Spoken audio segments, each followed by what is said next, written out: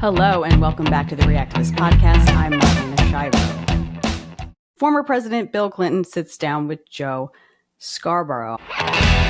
At what point do we stop doing a post-mortem of the election results and Monday morning quarterbacking of why the Democrats lost? I don't have that answer, but Bill Clinton had a few things to say that took a very long time. Now, I've spoken to people who speak slowly, and I've spoken to people who take a minute to get to the point they're trying to make, but Bill Clinton has taken it to a whole new level.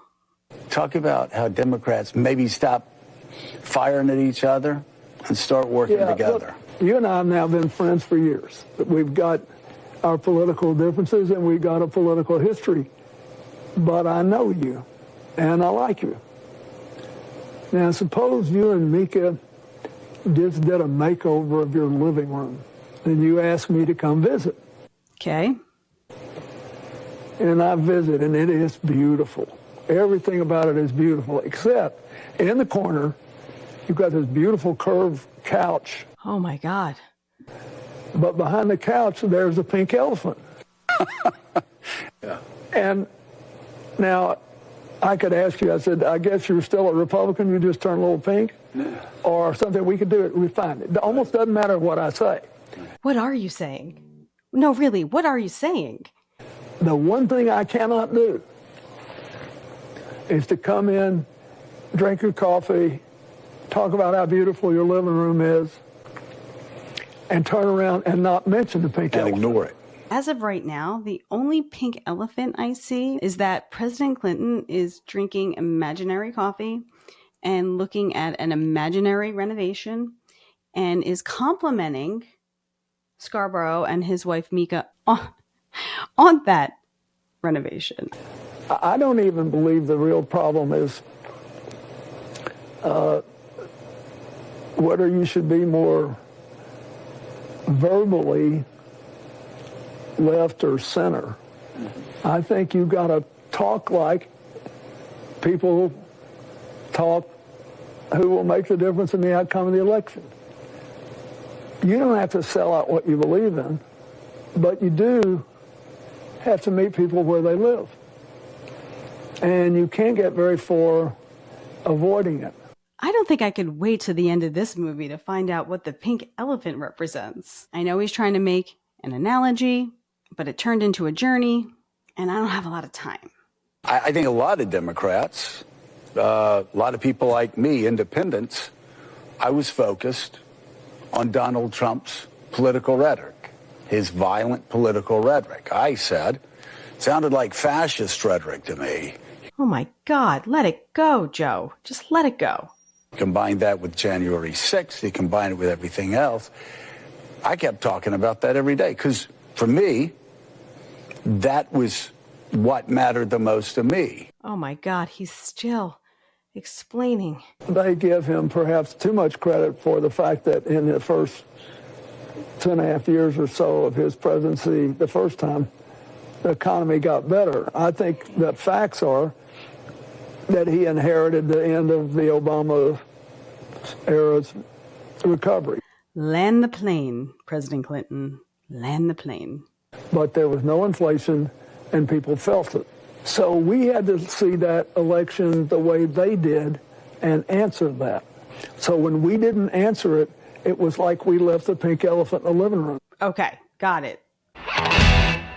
I'm sure that Joe is happy to be sitting here no matter what President Clinton is saying, because it's in Joe's best interest right now to be seen with as many Democrats as humanly possible, to possibly regain his viewership and to squash the critics. I've definitely seen a shift in journalists when it comes to Donald Trump. They've definitely softened their tone a little bit. Like I said last week, Joe went to the extreme, apologizing to Fox News for something their guest said. But a different guest at MSNBC was very candid about Donald Trump and his cabinet picks, and no apologies followed.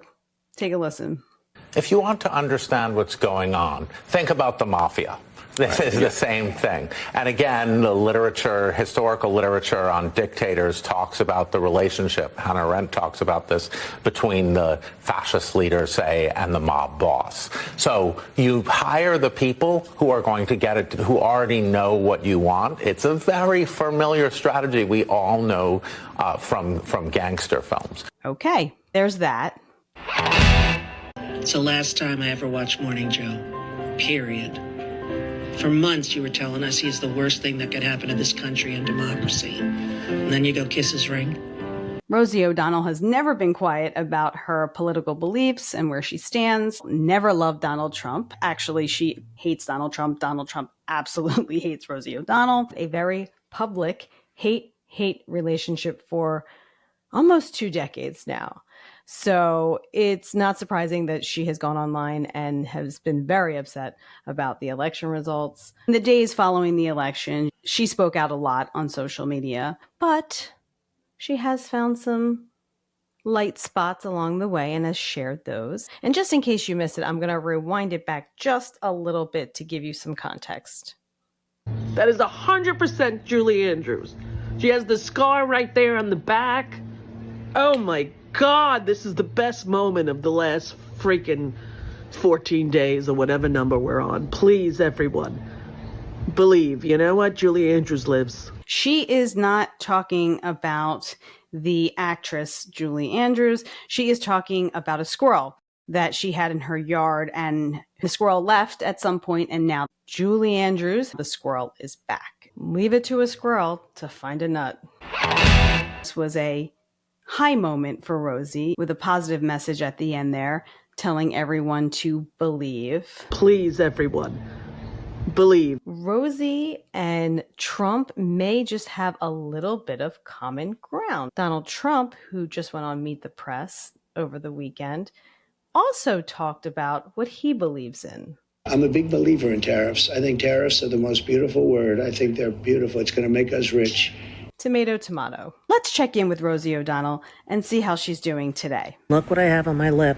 Everybody's been saying you have herpes all this time, and I never had a cold sore in my life, and now I have a cold sore. And it makes me think that perhaps this weird pimple that had a tiny little head was a cold sore too. Ew, TMI. So I don't know. I will let you know tomorrow if I do in fact have herpes. Please don't. I think there's like a HIPAA law about that. Maybe you should just keep it to yourself. Maybe you just go see your doctor, do what you need to do, and never talk about it again. Thank you in advance. You know, Rosie O'Donnell was extremely funny. I always was a fan of hers. I loved her movies. I loved her talk show. I liked her on The View back in the day. She really, really should just find her way back to comedy. I think she'd be a lot happier. And I can say for certain that her humor is way more entertaining than a herpes diagnosis.